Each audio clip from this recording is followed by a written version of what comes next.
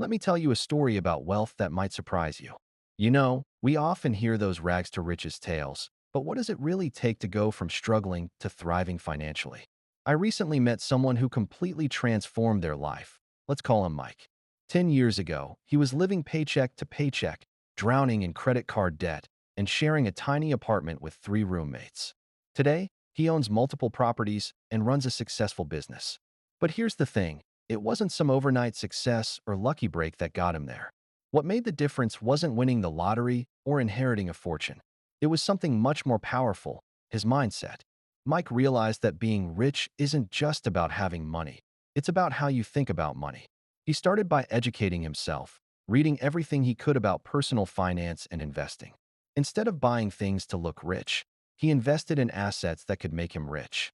But perhaps the most important shift was breaking free from the poor mindset. That voice that says, I can't afford it, or money is hard to come by. He replaced those thoughts with, how can I afford it? And there are endless opportunities to create wealth. Here's what's fascinating. Research shows that 88% of millionaires are self-made. They weren't born into wealth. They built it through consistent habits, smart decisions, and most importantly, the right mindset. They live below their means, invest regularly, and focus on creating value for others. The truth is, the journey from poor to rich isn't about finding some secret formula or getting lucky. It's about making small, smart decisions every single day.